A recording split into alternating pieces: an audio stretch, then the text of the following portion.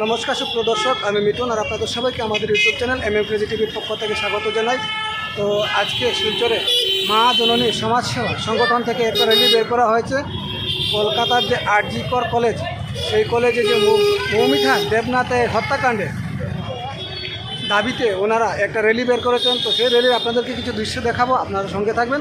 আর ভিডিওটি ভালো লেগে থাকলে শেয়ার করে সবাইকে দেখার সুযোগ করে দেবেন। মৌমিতার দর্শনকারী দোষীদের শাস্তি দিতে হবে।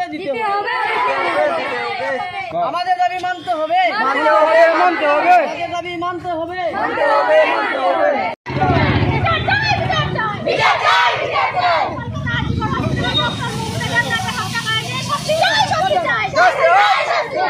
জানেন যে আমরা কলকাতা RG কর হসপিটালে ডক্টর মৌমিতা দেবনাথের লোকে যে ঘটনা ঘটছে, সেই ঘটনার এখন পর্যন্ত বালাটিকে তদন্ত হন না, বালাটিকে দোষীরা ধরা পড়েন না।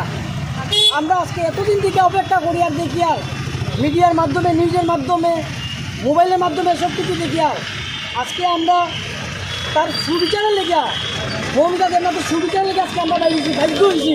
আমরা মা বোনেরা সুরক্ষিত না।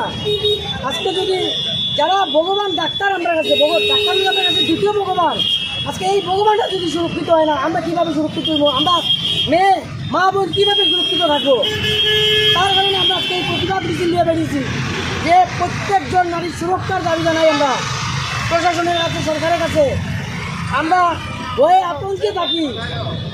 মেয়ে স্কুলে পাঠাইলে, মা বোন বাজারে বেরিয়ে, ঘর থেকে বেরিয়ে আমরা খুব আতঙ্কে থাকি, কোন সময় কোন ঘটনা ঘটবো।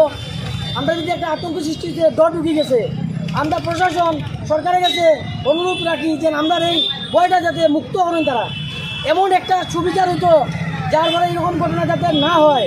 আজকে ডক্টর মৌমিতা দেবনাথের পরে আপনারা বালাটিকে দেখুন কতটা ঘটনা হয়েছে।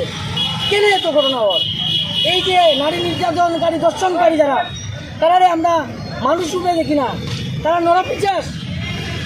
যারা মানুষটা, তারা লোকের মানুষের ব্যবহার করা উচিত না। আমি মনে করি এই দর্শনকারীরারে এইরকম ত্রিমুখার মধ্যে আনিয়া রাস্তার মধ্যে লটকাইয়া জনগণের হাতে তার শাস্তি দেওয়া উচিত। শাস্তি কিটা হইতো পাত্তর দিয়া দিলানি হইতো, যত সময় থেকে তার শরীর থেকে প্রাণ বেরিয়েছে না, তখন হে বুঝবো পেট দিয়া কাটিয়া তার শরীর লবণ মরিচের গুঁড়া দেওয়া হইতো, যাতে অন্যরা এইসব কিছু করতে গেলে, মা বোনদের দিকে চাইতে গেলে চিন্তা করতো, ডরাইতো, তারা দিকে ডরবই থাকতো। তো সুপ্রিয় দর্শক, আপনারা দেখলেন মা জননী সমাজসেবা সংগঠন থেকে যে র্যালিটা বের করা হয়েছিল এবং রাঙের গাড়ি পয়েন্টে এসে সেটা সমাপ্ত করা হয়েছে। আপনাদের যদি ভিডিওটা দেখে ভালো লেগে থাকে তাহলে শেয়ার করে সবাইকে